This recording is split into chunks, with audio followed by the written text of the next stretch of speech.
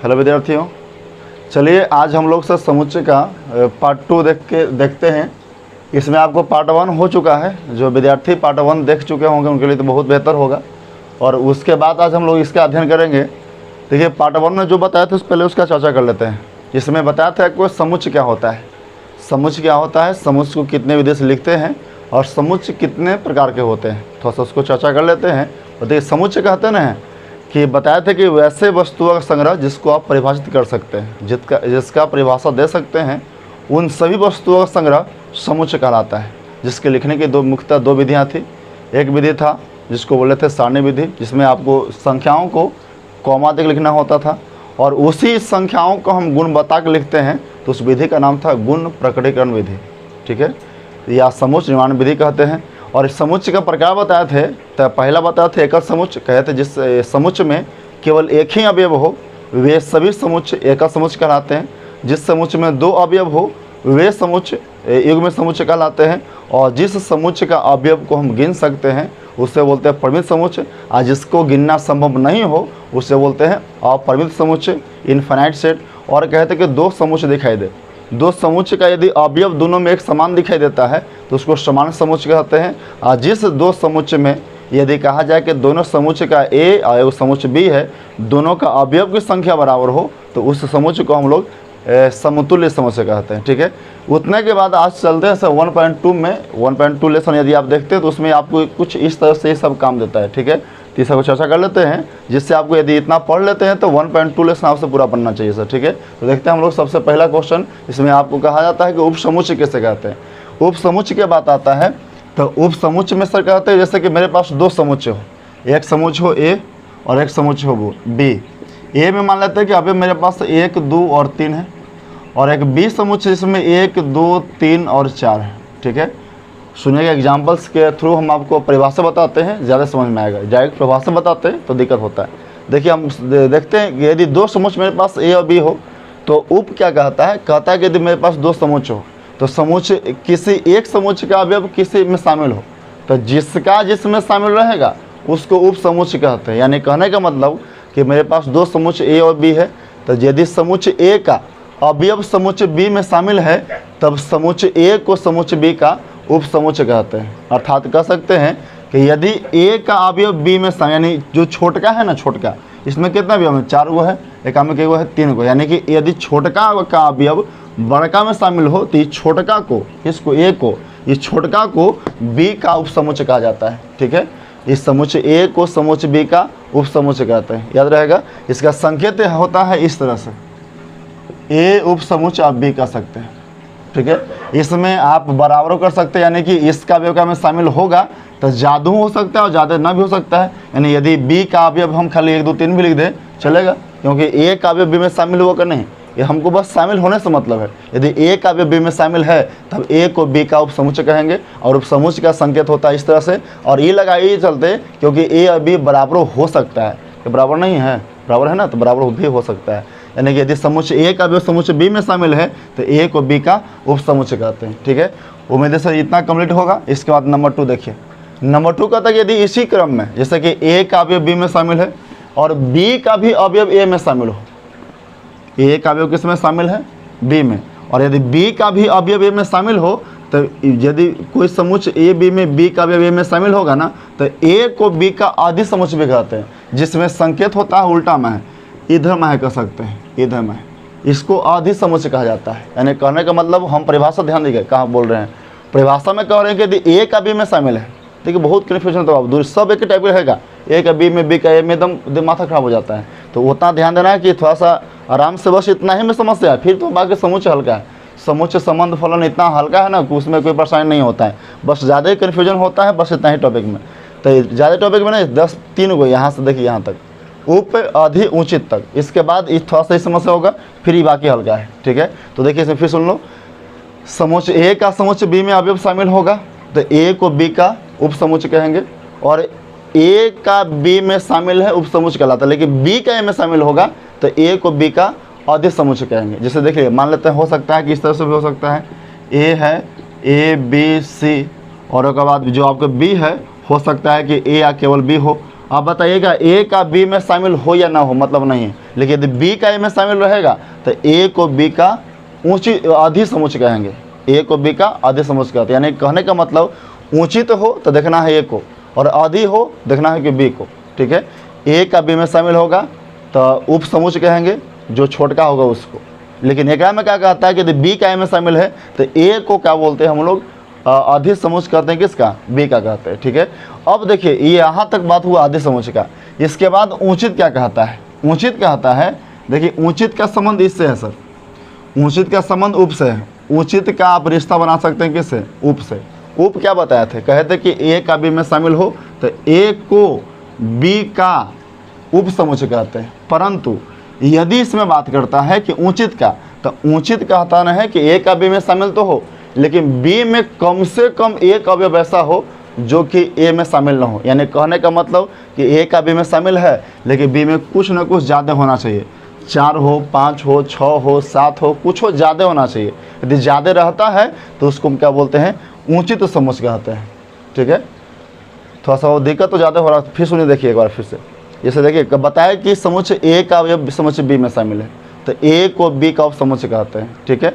और ए का बी में शामिल है, बी में ज़्यादा भी है, ज़्यादा भी है तो उसको क्या बोलेंगे, ऊंचित समुच्चय। यानी क्या में ज़्यादा होना नेसेसरी है, ज़्यादा होना चाहिए, लेकिन इसमें ज़्यादा से मतलब नहीं है, ये उप समुच्चय भी है, ज़्यादा होना चाहिए भी, नो एक कोई दिक्कत नहीं है। लेकिन एक में कन्फर्म है कि ज़्यादा होना चाहिए सर, ए का अवयव बी में शामिल है तो बी में ज़्यादा होना चाहिए, ठीक है। इसको क्या बोलेंगे, उचित और समुच्चय कहते हैं, ठीक है। अब देखिए सबसे लास्ट में इसमें दिक्कत जो होगा, चौथा देखिए, चौथा बोलते हैं घात समुच्चय किसे बोलते हैं। तो देखिए घात में थोड़ा दिक्कत होता है ऐसा कभी कभी, और दिक्कत न होगा तो देखिए ध्यान से। घात कहते हैं, जैसे देखिए मेरे पास से एक समुच्चय बना लेते हैं हम हैं, जिसमें ए और बी है, एक समुच्चय, ठीक है। और समुच्चय है, इसका बोलेगा घात समुच्चय कैसे होगा।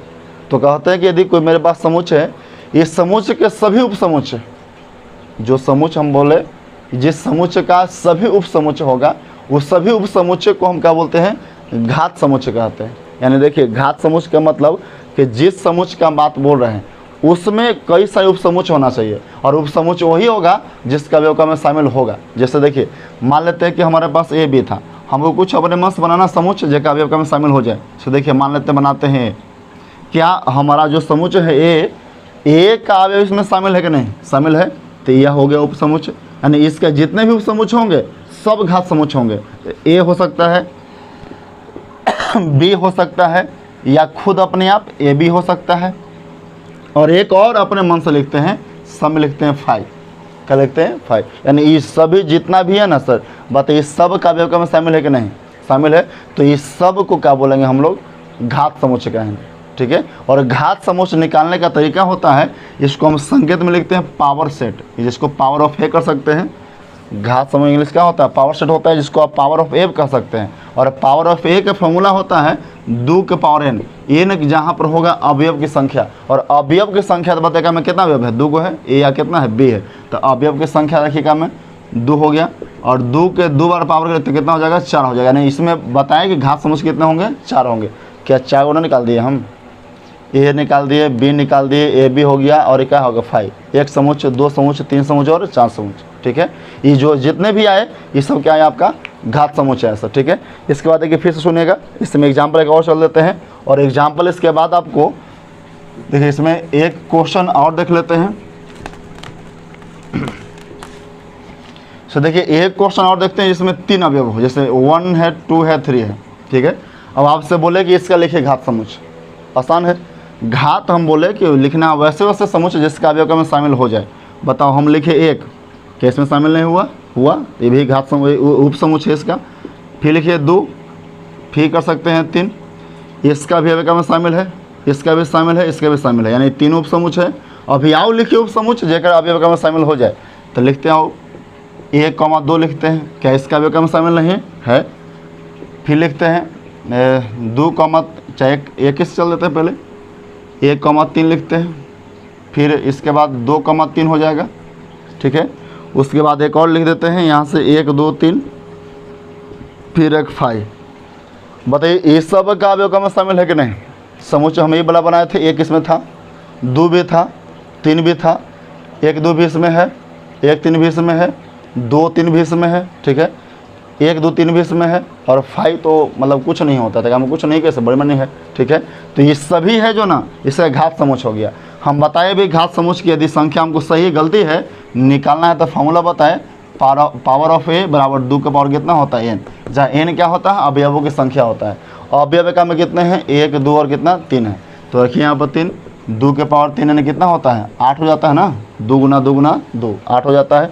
क्या कि नहीं 8 को है कि नहीं है, तो क्या कुछ और निकालना पड़ेगा, गलती है सर।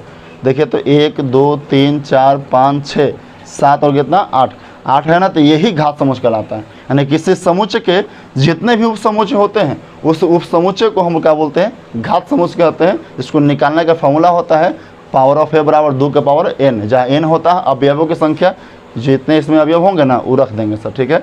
उम्मीद है घात समुच्चय भी निकालना सीख गए होंगे। चलिए सर एक बात देखते हैं सार्वत्रिक समुच्चय।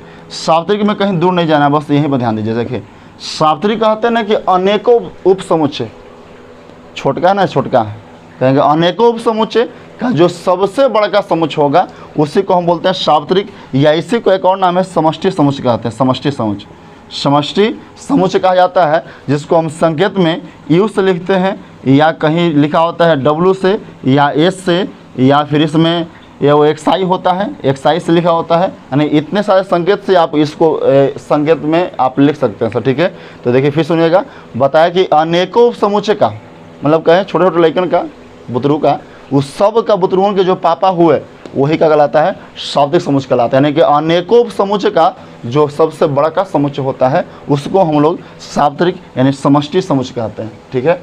उम्मीद है सर यहाँ तक कोई परेशानी नहीं आपको है, ठीक है। अब इसके बाद हम लोग देख लेते हैं, एक बार फिर से रिवाइज कर लेते हैं सर। देखिए इसमें पहला से बताए थे कि उपसमुच्चय कहते हैं किसको, उपसमुच्चय कहे थे कि जिसमें समुच्चय ए का अवयव समुच्चय बी में शामिल हो। तो यदि ए का बी में शामिल है तो ए को बी का उपसमुच्चय कहते हैं, ठीक है। और फिर बताया इसमें कि ए का समुच्चय बी में शामिल है तो ए को बी का उपसमुच्चय कहते हैं, लेकिन बी का ए में हो तो ए को बी का अधिक समुच्चय कहते हैं। इसमें बताएं कि ए का बी में हो और बी में ए से अधिक होना चाहिए तो उसको बोलते हैं उचित उपसमुच्चय। फिर आपको इसमें बताया घात में तो कहे कि किसी समुच्चय में यदि कोई समुच्चय का अनेकों उपसमुच्चय हो तो वे सभी उपसमुच्चयों को हम लोग क्या बोलते हैं घात समुच्चय कहते हैं, जिसमें उसका फॉर्मूला होता है 2 के पावर n, जहाँ n का मान कितना हो गया 3 तक निकाल दिए थे 8 ना, उसे सब रख निकाल सकते हैं। और फिर आपको सार्वत्रिक में बताया कि अनेकों उपसमुच्चय का जो सबसे बड़ा का समुच्चय होता है उसको हम सार्वत्रिक समुच्चय कहते हैं, यानी यूनिवर्सल सेट कहते हैं इसको, या तो समष्टि समुच्चय कहते हैं, ठीक है। मतलब यहाँ तक कोई दिक्कत नहीं बाबू। चलिए हम लोग आगे देखते हैं इसमें है। तो इसके बाद आपका कुछ इसमें बार बार काम आता है एक अंतराल का। जब भी प्रश्न बनाइएगा ना तो जो प्रश्न है आपको उसमें अंतराल काम आता है सर। यहाँ तक परेशानी यदि होगा तो बोलिएगा, आपको प्रश्न में से कहीं दिक्कत होगा ऐसे इसमें प्रश्न हम सॉल्यूशन करवाएंगे, कुछ प्रश्न सॉल्यूशन का देखेंगे कहाँ कहाँ दिक्कत है उसको हम देख लेंगे सर, ठीक है। फिलहाल अभी देखते हैं अंतराल क्या होता है। इसमें एक और टॉपिक का काम आएगा अंतराल का, अंतराल किसे कहा जाता है, ठीक है। तो देखिए अंतराल में आपको इसके इंग्लिश में बोलते हैं इंटरवल, क्या बोलते हैं इंटरवल। और इंटरवल में कहा जाता है कि इसका असर देखिए ज़्यादा बड़का बात नहीं है, देखिए पहले लिख देते हैं इसको इंटरवल, हिंदी में बोलते हैं अंतराल, जो मुख्यतः 4 टाइप का होता है। एक होता है open open, open open, number 2 होता है ओपन क्लोज, थर्ड होता है क्लोज ओपन, ओपन, और इसके बाद फोर्थ होता है क्लोज क्लोज, क्लोज क्लोज, ठीक है। इसका हिंदी आप समझ रहे होंगे। ओपन ओपन मतलब बताएं खुला खुला अंतराल कह सकते हैं, खुला बंद अंतराल कह सकते हैं, थर्ड होगा बंद खुला अंतराल, और एक बाद फिर होगा बंद बंद अंतराल। इसको और शुद्ध हिंदी में बोले तो ओपन को कहा जाता है विमृत, विमृत इसको बोलते हैं, इसको क्लोज को बोलते हैं समृत। यहाँ विमृत विमृत अंतराल कह सकते हैं, लेकिन उतना लंबा वर्ड बोले से कोई फायदा नहीं है, बस हम लोग जितना भाषा समझते हैं उतना ही बोलते चलते चलते। देखिए खुला खुला अंतराल, खुला बंद अंतराल, बंद खुला अंतराल और बंद बंद अंतराल, ठीक है।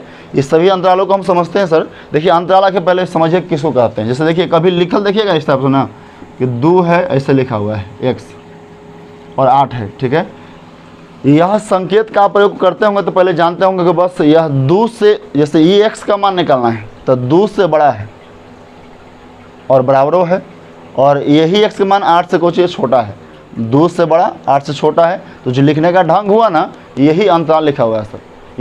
इसी को अंतराल कहा जाता है। और अंतराल में हमेशा कोष्ठ के रूप में प्रयोग होता है। देखिए इसमें जो भी आप देखिएगा ना, तो देखिए जहाँ भी आप इस तरह के देखते हैं, यहाँ ऐसा देखते हैं या ऐसा देखते हैं, तो इसमें हमेशा छोटी कोष्ठ का प्रयोग करते हैं और स्मॉल कोष्ठ का प्रयोग करते हैं। और जब भी इसमें लग जाता है बराबर, यहाँ बराबर लग गया और या तो यहाँ से बराबर लग गया, इसको हम लोग बड़ी कोष्ठ नाम से जानते हैं। यह बड़ी कोष्ठ हो जाता है। यदि छोटी कोष्ठ हुआ तो नीचे बराबर नहीं रहेगा, बराबर गेट बंद वाला सिस्टम होता है। गेट नहीं है तो खुला अंतराल, ये गेट लग गया तो बंद अंतराल होता है। ठीक है, अब इतना के बाद देखते हैं कि देखिए ओपन कहते किसको हैं। इसमें 3 चीज़ देखेंगे सर। एक देखेंगे ग्राफ, देख लेते हैं ग्राफ कैसा होता है इसका। और इसके बाद इसमें उस ग्राफ को हम किस संकेत में लिखते हैं, संकेत देख लेंगे।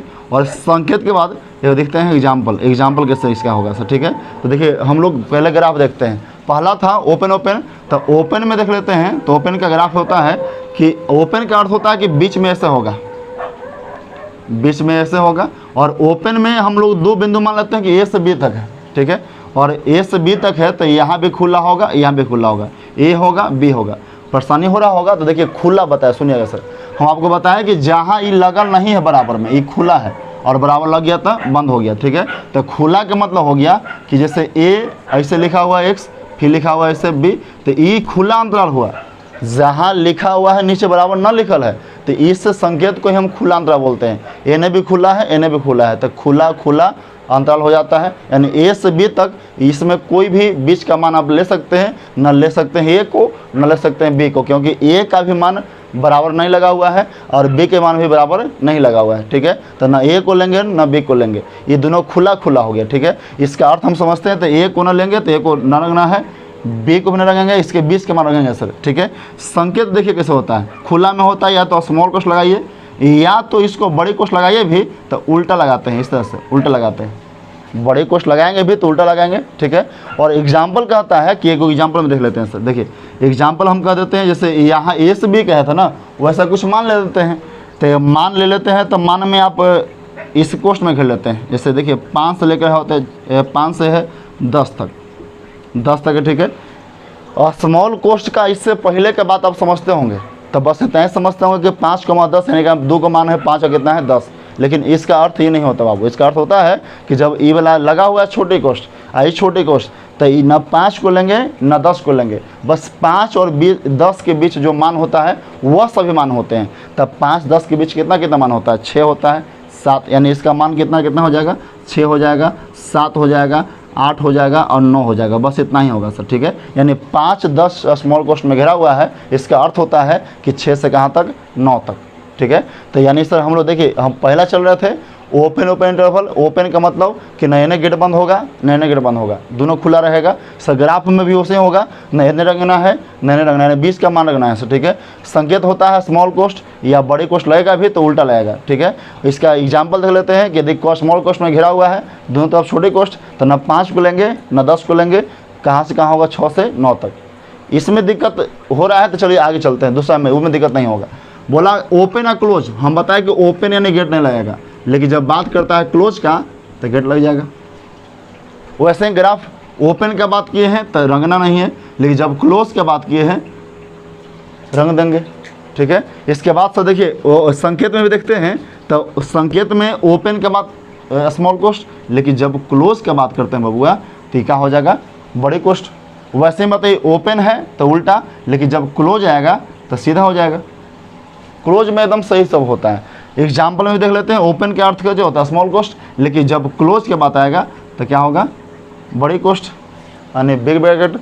अब इसमें आप समझ रहे हैं, जहाँ बिग लग गया, जहाँ बड़ी कोष्ठ लग गया उस मान को तो लेंगे। यानी इसका अर्थ हुआ कि 5 से 10 के बीच सब मान तो होगा, 6 से 9 तक होगा, लेकिन 5 को नहीं लेंगे और 10 को लेंगे। ये चलते क्योंकि 5 खुला है और 10 बंद है, तो 10 के मान को हम लोग ले लेंगे सर। यानी कि इसका अर्थ क्या हो गया, 5 से 10 के बीच में सब मान, और 10 को भी लिखना है, 5 को नहीं लिखना है, क्योंकि यह क्या था, ओपन और क्लोज था। ठीक है, इसके बाद अगला चलते हैं। अगला देखिए क्लोज ओपन है। क्लोज के मतलब कि इन्हें रंगना है, और ओपन अर्थात इधर नहीं रंगना है सर, इधर ऐसे रहेगा। इसके संकेत में देखिए यहाँ पर क्लोज है तो गेट लगेगा और ओपन है तो खुल जाएगा सर। ठीक है, अब उसी तरह से इसमें आइए, क्लोज पहले और उसके बाद क्या था ओपन, हम थर्ड चल रहा था ना। क्लोज, क्लोज यानी कुछ हो गया बड़े कोष्ट हो गया, और ओपन यानी क्या हो गया और स्मॉल कोष्ट हो जाएगा। उसी तरह से बताइए यहाँ क्लोज था तो सीधा में है, और ओपन था तो ये उल्टा हो जाएगा। ठीक है, यहाँ भी देखिए एग्जाम्पल में भी क्लोज है तो ये बड़े कोष्ट, और ओपन है तो क्या हो जाएगा स्मॉल कोष्ट। ठीक है, 5 से कहाँ तक 10 तक। अब इसमें का जो आप मान सोचिएगा तो बताइए कहाँ से कहाँ हो सकता है। आपको बताया कि बीच का तो समान हमेशा लेते हैं, लेकिन बीच का मान लेते हैं और किनारा जो मान दिखे तो जने बंद रहेगा उसको लेंगे, भाई खुला वाला को नहीं लेते हैं। तो बताइए तो 5 से 10 तक मान में ये 10 तो अब नहीं लेना है, क्योंकि 10 में क्या हो गया छोटी कोष्ट हो गया, तो 10 तो खत्म हो जाएगा। लेकिन क्या 5 को नहीं लेंगे, लेंगे सर, क्योंकि 5 बंद है ना, तो 5 का मान यानी 5 से कहाँ तक होगा 9 तक। यानी यदि आपसे कोई पूछे 5 10 में घेर के कि 5 में बड़ी कोष्ट है और 10 में छोटी कोष्ट है, तो मान कहाँ से कहाँ तक होगा, तब 5 से कहाँ तक होगा 9 तक होगा। ठीक है, और इतना दिक्कत नहीं है तो अगला अभी चल देते हैं क्लोज। क्लोज में क्या होता है, तो क्लोज क्या होता है कि क्लोज दोनों बंद है तो ये दोनों बंद हो जाएगा। ठीक है, और बंद हो गया तो बताइएगा ग्राफ ये भी बंद हो जाएगा। और जब संकेत चले तो बंद यानी कि छोटी कोष्ट बड़ी कोष्ट तो बड़े कोष्ट चलेंगे।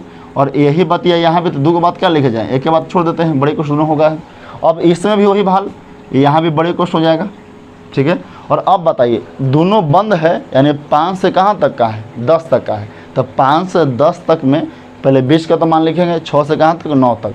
बताइए 5 को लेंगे क्योंकि बंद था, 10 को भी लेंगे क्योंकि 10 को भी क्या था बंद था, यानी इसका अर्थ होगा 5 से कहाँ तक 10 तक। ठीक है, अब सब उम्मीद करते हैं कि यदि कहीं भी कोष्ट दिया रहेगा उसका अर्थ आप समझ सकते हैं। इसमें आप देखिए इतना कोई दिक्कत नहीं होगा। फिर सुन लो, इंटरवल कितने का होता है, वो 4 तरह के, open open, open close, close open, close close. ठीक है, जहाँ बात करते हैं ओपन का कोष्ट होगा छोटी कोष्ट, जहाँ बात करते हैं क्लोज का कोष्ट होगा बड़े कोष्ट। ठीक है, अब एक बात बताएं कि इसी में संकेत आपको 2 तरह से होता है, इस तरह से भी खुला है तो ऐसा होगा, बंद हो तो ऐसा होगा। ठीक है, और इसके बाद एक एग्जाम्पल देख लेते हैं। एक ठो कहीं दिया रह सकता है ऐसे, x का मान दिल रहेगा 5 और 8, 5 और 7 कर देते हैं, 5 और 7। एक फंक्शन रहेगा इसमें देगा x+2, आपसे पूछेगा कि इस f(x) का मान निकालें।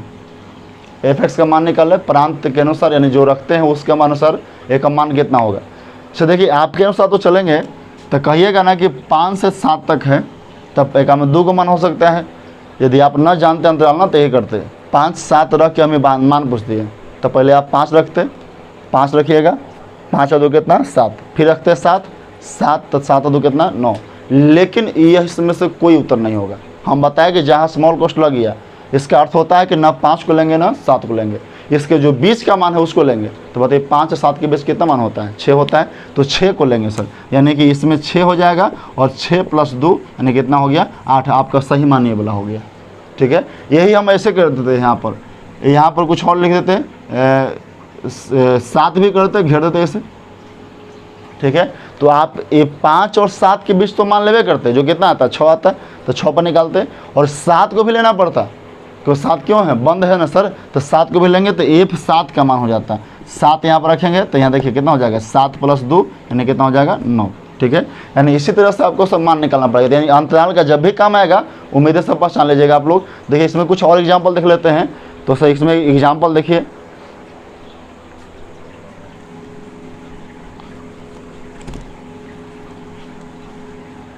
एग्जाम्पल इसमें हो जाएगा 5 से इसे कह देंगे कि यहाँ x है और फिर यहाँ पर 9 है। ठीक है, इसमें हम चाहते हैं कि इसको कोष्ट में लिख दें। कोष्ट में कैसे लिखाएगा, तो देखिए तो बताओ, तो इस 5 को यहाँ पर बराबर लगा हुआ ना है, तो 5 तो और 9 तो लिखना ही कन्फर्म है। अब इसमें ध्यान देना है कि कोष्ट कौन सा होगा, तो ये बंद है ना बबुआ, तो बंद है तो बड़े कोष्ट हो जाएगा, और ये खुला है तो छोटे कोष्ट हो जाएगा। ठीक है, लिखना आ गया। वैसे देखिए यहाँ पर बराबर लग जाएगा तो यहाँ भी क्या हो जाएगा बड़े कोष्ट हो जाएगा ना। तो इसमें लिखने का ढंग भी आपको पूछ सकता है कि बताइए इस अंतराल में से इसमें लिखिए, या इसमें से आपको समझना भी पड़ेगा। तो समझिएगा सर अंतराल होता है कि जहाँ खुला होगा छोटे कोष्ट, बंद होगा तो बड़े कोष्ट। ठीक है सर, अंतराल में कोई दिक्कत ना होना चाहिए प्रश्न में, इतना उम्मीद करते हैं। चलिए इसको फिर से बाबू हाईली रिवाइज कर लेते हैं, फिर इसके बाद अगले पार्ट में मिलेंगे। तो देखिए इसमें सबसे पहले आते हैं सर समुच्चय। बताया था कि इतना उसमें उसके समुच्चय को अवयव की उपस्थिति से प्रकार इतने होते हैं। देखिए इसमें पहला बताया उपसमुच्चय, तो बताया कि दो समुच्चय हो, समुच्चय ए हो, समुच्चय बी हो, और ए का अवयव बी में शामिल हो। बताया कि समुच्चय ए हो, समुच्चय बी हो, ए का अवयव बी में शामिल हो तो ए को बी का उपसमुच्चय कहते हैं। लेकिन बी का अवयव ए में शामिल हो तो ए को बी का अधिसमुच्चय कहते हैं। और ए का बी में शामिल हो, आप बी में एक से कुछ ज़्यादा होना चाहिए, तो हम क्या बोलते हैं, उचित उपसमुच्चय कहते हैं। आप बोले कि कोई भी समुच्चय का, कोई बड़का समुच्चय का जितने भी उपसमुच्चय होते हैं उस सभी उपसमुच्चय को हम लोग घात समुच्चय कहते हैं। और सभी छोटका उपसमुच्चय के जो सबसे बड़का समुच्चय होता है तो सार्वत्रिक या समष्टि समुच्चय कहते हैं। ऐसा कुछ प्रश्न आपको हम बना के दिखा देंगे कैसे बनता है, ठीक है। और इसके बाद चलते हैं, बताएं अंतराल। अंतराल बताया कि अंतराल में कहने का मतलब होता है कि दो कोष्ठ, एगो लेस देन एगो ग्रेटर देन, यानी छोटा एगो बड़ा, ठीक है। छोटी कोष्ठ एगो बड़ी कोष्ठ होता है, ठीक है। तो दोनों कोष्ठ में आपको बताएं कि जहाँ नीचे बराबर लगा होगा उसको बंद समझते हैं, और बराबर न लगा हो तो क्या होता है, खुला होता है। अंतराल होते हैं 4 टाइप के, ओपन ओपन, ओपन क्लोज, और फिर क्लोज ओपन, और क्या होता है क्लोज क्लोज, ठीक है। चारों में बताए, ग्राफ भी बता दिए कि जिन्हें बंद होगा उन्हें रंगना है, जिन्हें बंद होगा उन्हें खुला छोड़ना है। जिन्हें खुला होगा स्मॉल कोष्ठ होगा, जिन्हें बंद होगा बड़े कोष्ठ होगा। एग्जाम्पल बता दिए कि यदि ऐसा दे दिया जाए 9 से लेकर 15 तक दोनों स्मॉल कोष्ठ घेर दिया जाए तो न 9 को लेंगे न 15 को लेंगे, इसके बीच का जो मान है 10, 11, 12 जहाँ तक कहाँ तक 14 तक इस मान को लेंगे, ठीक है। यदि इतना अंतराल समझ में आया सर तो आप बाकी 1.2 का लेसन का जो प्रश्न है बना सकते हैं। जब बाकी उस प्रश्न में जो भी शिकायत होगा आप उस प्रश्न को सर कमेंट बॉक्स में लिख सकते हैं, बाकी उसमें हम प्रश्न जो बचेगा उसे सोल्यूशन हम कर देंगे, ठीक है। धन्यवाद, अगले वीडियो में मिलते हैं।